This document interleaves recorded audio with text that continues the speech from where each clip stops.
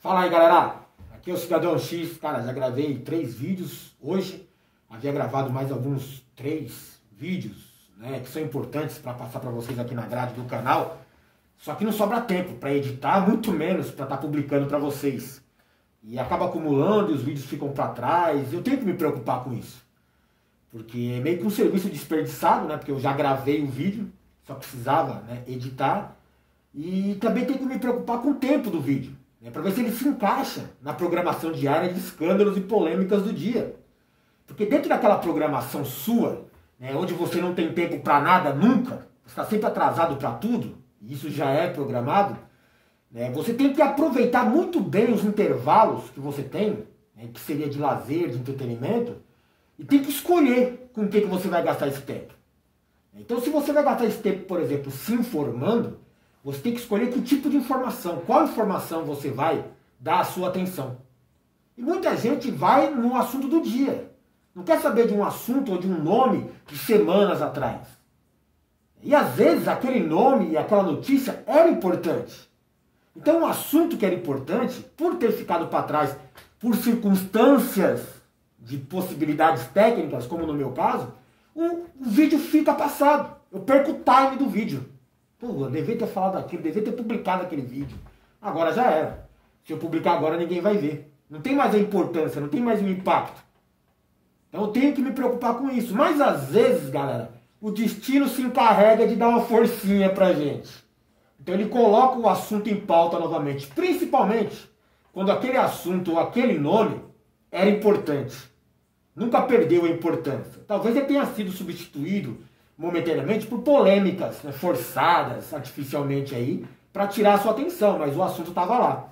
Você lembra de Frederico Wassef?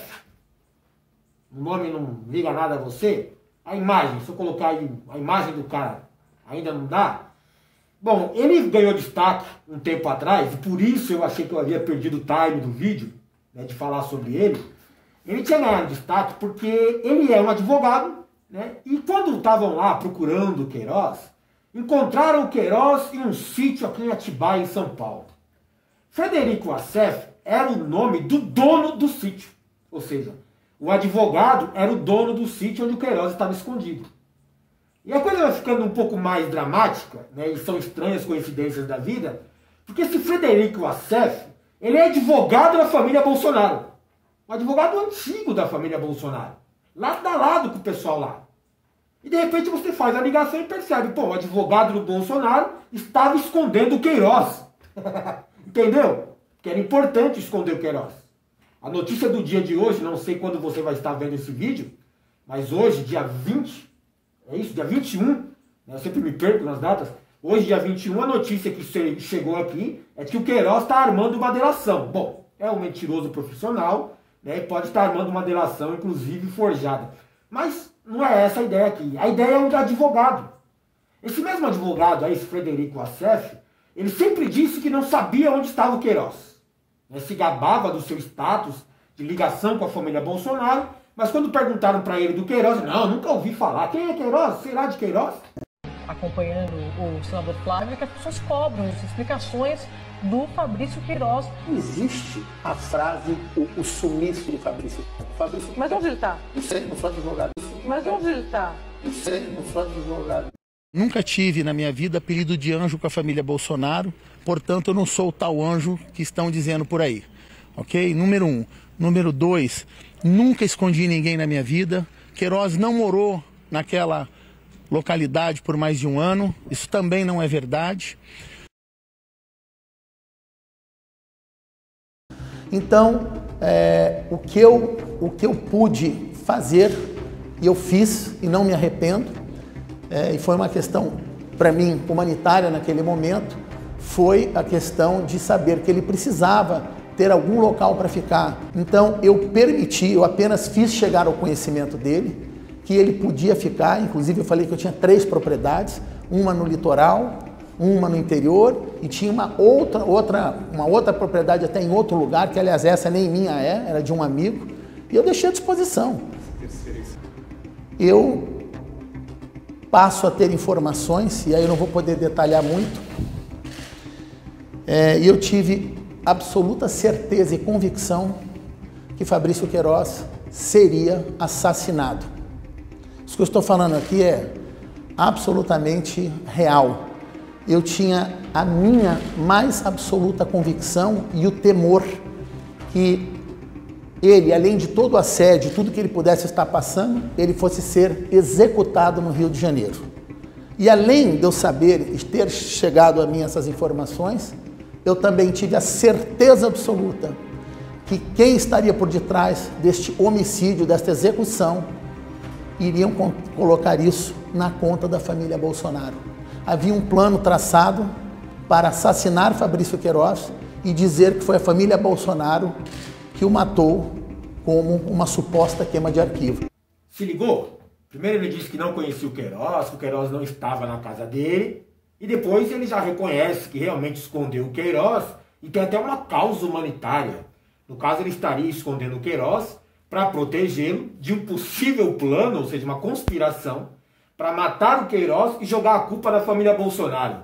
É muito cara de pau, né, mano? É muito cara de pau. Eu já vou avisar um negócio para vocês aqui. Eu vou falar sobre o que vai acontecer no final do Queiroz, se ele não fizer um acordo e sumir do mapa, né, falar a real de quem era o chefão, como era o esquema, e se jogar, porque o final dele vai ser parecido com o do Adriano da Nóbrega, tá? Queima de arquivo mesmo. E essa fala do advogado aí já indicava isso. Para quem não entendeu, o esquema é o seguinte, né? Vão cometer o crime, tem que sumir com o Queiroz, não tem jeito, não tem o que fazer com o Queiroz, tem que matar o Queiroz, mas vai ficar muito na cara, por exemplo, que foi, né, o clã Bolsonaro que mandou matar. E a estratégia é exatamente essa. Vai ficar tão na cara que o advogado vai chegar lá e falar assim, você acha que ele mataria o Queiroz? Você acha que eles mandariam matar o Queiroz, sendo que todo mundo vai apontar para eles? Não, eles não são tão burros assim. O álibi é esse, é exatamente esse. É acreditar que os espertão que vão estar analisando o caso não vão jamais, né, imaginar que o cara seria tão burro assim. E nessas aí, a Marielle morreu. Depois que os assassinos, um deles com autorização do Bolsonaro, entrou no condomínio e de lá saíram para matar a Marielle. E, pô, não, o Bolsonaro não faria isso, é muito na cara, né, pô, envolvido com os assassinos da Marielle. Todo mundo ia ficar sabendo, todo mundo, não vai fazer isso, vamos investigar outra coisa porque não pode ser. E a Marielle morreu. E nessas, o Adriano da Nóbrega, o miliciano lá, né, que a família trabalhava na rachadinha lá no esquema do gabinete, também morreu. Né? E fica assim, não, mas você acha que o Bolsonaro ia mandar matar o Adriano da Nóbrega, parceiro dele?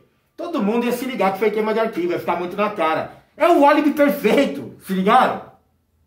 Então, Queiroz, fica ligeiro, cara, que o próximo é você. E o álibi já estava até armado. E o advogado que estava te escondendo está por trás do esquema. Olha só a sujeira. E aí acharam o Queiroz na casa dele. Aí ele é cara de pau. Todo advogado é, cara. Eu fiz 2 anos de direito. Como cara de pau, ele falou, não sei o que está acontecendo. Talvez ele tenha invadido, né? Como se o Queiroz tivesse brotado do nada na casa do advogado da família Bolsonaro. São essas coincidências, sabe? Eles querem fazer a gente acreditar que é uma espécie de conspiração contra os Bolsonaro. Ah, não. Então, colocaram o Queiroz lá, na casa do advogado, não é possível e tal. O Bolsonaro não ia, né, chamar o seu advogado para esconder o Queiroz, né, para se proteger.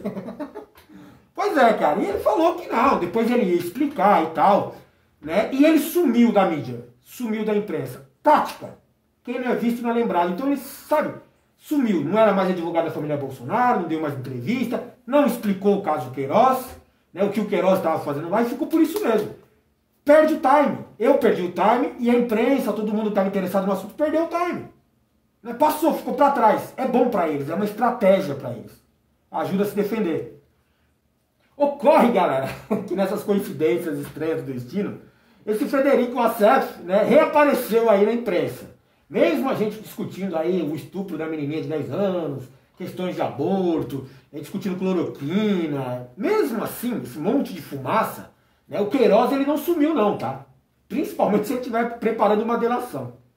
E aí continuaram-se as investigações a respeito do Queiroz e o seu envolvimento nas rachadinhas, aquele fluxo de grana monstruoso na sua conta, né, para quem ele pagava, né, o que ele recebia, como que funcionava o esquema, ligando a família Bolsonaro. Tem até a ligação do Queiroz, né, com a mulher do Bolsonaro.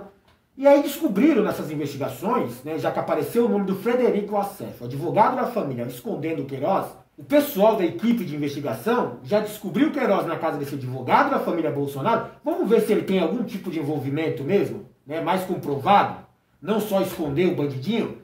Né? Aí descobriram que esse Wassef andou recebendo grana da JBS. É uma grana. Um advogado receber grana de uma empresa não é tão espetacular, nem é uma garantia de um escândalo ou um crime assim. Só que o volume da grana é um pouco meio esquisito, né, para um advogado comum. Concorda? São 9 milhões de reais, cara. Um pouco mais de 9 milhões de reais.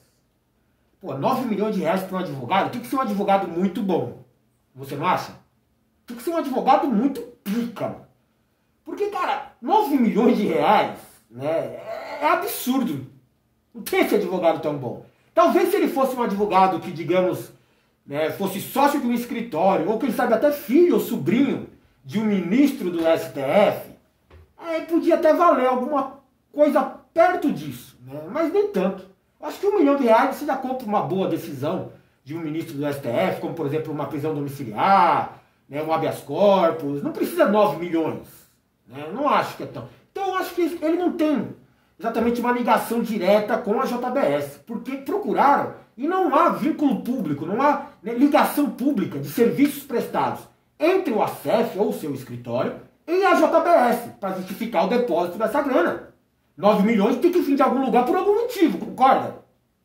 A JBS ficou famosa porque ela era muito envolvida com a questão política, aí, lembra? É que ela tentou queimar o Temer, já tinha envolvimento com a época do Lula. Sempre tem grandes empresas, você tem que entender que existe um padrão onde elas investem em campanhas políticas.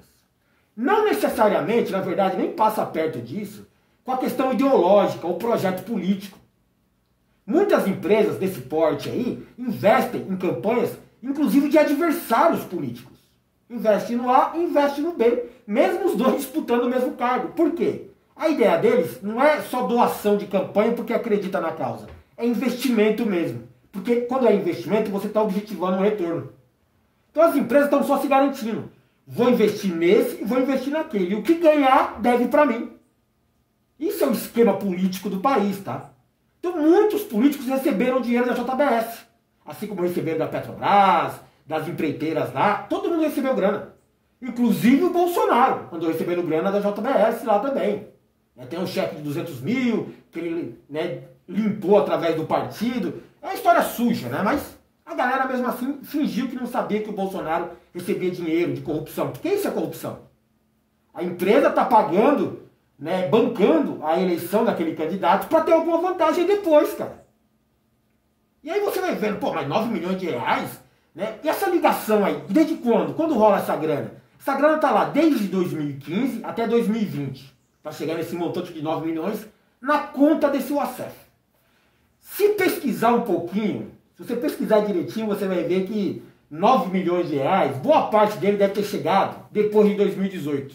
Porque o investimento é proporcional ao cargo e ao poder do cara envolvido. Porque se você investe na campanha de um deputado, 200 mil tá bom. Para investir na campanha, digamos, sei lá, de um senador, aí uns 500 mil. Na campanha aí de um governador, né, na campanha aí de um prefeito, aí já vai lá para casa de 1 milhão. Mas na campanha de um presidente, aí é milhões. Aí vale o investimento. Porque um presidente, ele vai ter o poder depois de escolher toda a Polícia Federal, que é justamente quem investiga essas empresas. De escolher os membros, ou pelo menos o chefe do Ministério Público, o Procurador-Geral, que é quem vai investigar o envolvimento político dessas empresas, esses esquemas aí de corrupção. Escolher, por exemplo, o ministro do STF, que quem sabe por sorteio vai decidir um caso que envolve essa empresa. Entendeu o esquema do investimento? Tá bem claro para vocês? Mas por que tem que passar pelo advogado? Porque é fácil, é simples. O próprio título, né, já indica ali o crime, cara. Não precisa ser um analista político, né, profissional para entender o esquema ali. Não é fácil você pegar e dar 9 milhões para um político e ele explicar isso depois. Não. Corrupto profissional desse nível aí, ele tem esquemas para lavar esse dinheiro e não sujar o nome dele. Ele sempre tenta desvincular, né, a participação dele no esquema. Então eles lavam esse dinheiro através de, né, pessoas ligadas a ele. Né, os laranjas. Porque se der merda, ele fala que não tem nada a ver, não foi comigo. Né? É o caso de você usar um motorista, tipo o Queiroz. Ele é um cara do dinheiro, ele que se ferra depois. Se ele não delatar e não entregar você, você tá limpo. Né? A não ser que a justiça esteja com muito boa vontade de te pegar. Ou então deposita na conta da minha esposa, mas e aí? Não foi na minha conta, foi na conta da esposa. Inclusive você vê até o gado defendendo isso. Não, mas eu votei no Bolsonaro, eu não votei na Michele. Votei no presidente, eu não votei nos filhos. Eu votei no Bolsonaro, eu não votei no Queiroz. É bem assim as justificativas deles hoje para defender corrupção. Porque isso é corrupção. Mas o esquema aí das laranjas é só para desviar e lavar o dinheiro e tirar, né, dificultar as investigações de chegarem até ele. Ocorre que 9 milhões na conta de um motorista, né, era muita grana, cara. Podia chamar mais atenção do que o Queiroz já chamou hoje. E aí vamos lavar através de um advogado. Por que um advogado? Pega um advogado de confiança, um advogado da família, um que seria capaz até de esconder um bandido para você, e pede para ele receber essa grana dessa empresa. Porque se der merda, se alguém descobrir, é só ele dizer que prestou um serviço para a empresa. Que a empresa ficou, né, interessada na sua qualidade profissional e pagou 9 milhões para ele. E pronto, está resolvido. E aí esse advogado dá conta de fazer o serviço sujo, de fazer esse dinheiro voltar para o verdadeiro dono, né, para o verdadeiro objetivo do pagamento, que seria lá o corrupto. Entendeu o esquema? O advogado muitas vezes é usado como laranja no processo. E um laranja muito bom. Porque ele pode inventar qualquer serviço prestado, qualquer preço, se a empresa quis pagar, já era. Se torna o melhor advogado do mundo, o Assef. O Assef, cara, já era para ter falado sobre ele um tempo atrás, porque ele tem outros envolvimentos um pouco mais escandalosos. Frederico Assef não é só um laranja, não é só um aliado do Bolsonaro, um cara que faz serviço sujo. Ele tem envolvimentos anteriores, né, que poderia gerar até um bom vídeo aqui, que eu acho que eu vou falar até agora, cara. Aí eu não preciso mais voltar nesse assunto desse cara. Não que eu saiba, não que eu imagine. O Assef tem envolvimento com satanismo. Os evangélicos piram nessa hora, né? Se for defensor do Bolsonaro, cheio de valores cristãos e tal, né, conservadorismo, e aí você vê que o advogado do Bolsonaro, que estava escondendo o Queiroz e lavando dinheiro para o Bolsonaro, é envolvido com satanismo. E não só isso. Envolvido, né, pelo menos era suspeito, inclusive, no caso do desaparecimento de 2 crianças, que devido às circunstâncias, né, de cultos satânicos, né, a gente entende que elas podem ter sido sacrificadas em algum ritual macabro. O caso é que 2 crianças desapareceram, ligadas a uma seita satânica, uma tal de luz, né, e tem de tudo nessa seita satânica. Né? Tinha gente que alegava paranormalidade, outros alegavam possessão, né? E não era uma coisa assim de quebrada, de periferia. Não, era aqueles cultos satânicos secretos, né? Mas da elite, cara. Né? Onde você sempre vê lá políticos famosos, celebridades, atores, jogadores de futebol. Sempre tem esses caras lá participando desses cultos secretos aí, no caso satânicos. A gente vê muito sobre maçonaria, né? A elite participando da maçonaria. Mas a elite também gosta de participar desses cultos aí. No caso, satanismo. Né, tiram foto na igreja junto com o pastor e de madrugada tá lá no culto satânico, lá sacrificando, né, sei lá o que, tomando sangue, essas coisas meio esquisitas aí, meio bizarras. Lógico, tem todo um conhecimento oculto por trás, a gente podia passar horas trocando ideia a respeito disso, né, o valor do sacrifício, né, os conhecimentos envolvidos, né, no contato com entidades, né, espirituais, né, o que ele ganha e o que ele oferece, os pactos, os acordos. Não, a ideia não é essa. A ideia é você ver o envolvimento desse Frederico Assef com essa seita. Essa seita, né, tinha um casal em destaque ali, e esse casal estava sendo investigado, né, acusado do desaparecimento dessas 2 crianças. Né, podem ter sido vítimas de um sacrifício ritualístico. E as crianças não apareceram, investigações policiais e tal, e investigando esse casal, esse pessoal envolvido nessa seita satânica, chegaram até esse advogado. Adivinha quem era o advogado? Frederico Assef, muito ligado a tal seita. Só que não conseguiram vincular o Frederico Assef ao desaparecimento das crianças. Lógico, nunca se consegue comprovar nada. Principalmente a respeito dessas seitas que envolvem gente poderosa. Chega a denúncia, chegam suspeitas, chegam testemunhas, até provas, mas depois tudo some, cara. Tudo desaparece, magicamente. Talvez porque os juízes, ou os promotores, ou os investigadores também participassem, né, dessas seitas aí. Então some. Os caras têm muito poder para arquivar um processo, para coagir testemunha, para sumir com as provas. Mas investigando, chegaram a esse advogado, Frederico Assef, não conseguiram ligar o envolvimento dele, na época, não era advogado dos Bolsonaro ainda, eu acho que não, né? Mas estava lá, envolvidaço, com a cúpula satânica ali da região. E aí não conseguiram ligar o cara ao desaparecimento das crianças, né? E muito menos provar que realmente as crianças sumiram, né, de posse desse casal da seita lá. Mas o advogado ficou marcado por isso, né? Ele ficou marcado por essa ligação, essa investigação, essa suspeita. Chegaram à conclusão de que ele só divulgava a seita, fazia campanha por ela, participava, mas não sumiu com ninguém. Bom, se você parar para pensar que esses rituais envolvem, né, a presença do coletivo, de todos os membros da seita, mas sem ter prova não tem crime, é mais ou menos assim, não acharam os corpos das crianças, né? Então é complicado você falar sobre esse tipo de coisa. O que eu queria mostrar para vocês era o envolvimento desse Frederico Assef com uma seita satânica, e depois envolvimento com os Bolsonaro, que estão sempre envolvidos com os evangélicos, valores cristãos e tal. Percebe a hipocrisia e a bagunça que esses caras fazem? O quanto esses caras são falsos? E aqui eu quero só deixar um negócio bem desenhado para vocês. O apelido de um tal advogado que ajudava a família Bolsonaro, um advogado obscuro, era Anjo. Esse tal de Assef é ligado à seita satânica que eu falei para vocês aí, né, cujo código dela era Luz. Luz, para quem não sabe, é Lúcifer. Tá? É um código para Lúcifer. É uma seita satânica, né, ligada a Lúcifer. Né? Normal até. Né? Mas nesse caso, o curioso é o codinome que eles deram para o advogado. Anjo. Porque Lúcifer, se você não sabe, é um anjo. Decaído, mas é anjo. E aí eles usam, né, de um jogo de palavras ali, meio que até... Parece que é coincidência, mas não é. Parece que na verdade é um deboche. Principalmente com os cristãos que o seguem. Olha lá, os cristãos idolatrando um cara que tem um advogado obscuro, cujo apelido é Anjo, e é anjo por quê? Ah, talvez seja porque o cara é ligado a uma seita satânica. Porra, vocês estão entendendo o negócio? A sujeira por trás de tudo isso daí? É normal, a gente sabe que a elite não se envolve com esses negócios de satanismo. Assim como outros grupos secretos aí. Se envolvem, se der algum tipo de vantagem, algum tipo de poder para eles, se tiver algum benefício, eles vão mesmo. Faz parte do status, da classe, da posição deles. Assim como faz parte também do jogo, esse tipo de investigação, de denúncia, sumir. Porque eles coagem, eles compram, eles intimidam pessoas, eles somem com esse tipo de conteúdo. E aí você esquece. Ninguém fala mais de Frederico Assef e satanismo. Mas fala de Frederico Assef e Bolsonaro. Percebeu a gravidade, né, do envolvimento dessas pessoas? A sujeira envolvida por trás? Até onde vai tudo isso daí? Pois é, cara. Esse é Frederico Assef, o advogado do diabo. O advogado da família Bolsonaro. Valeu.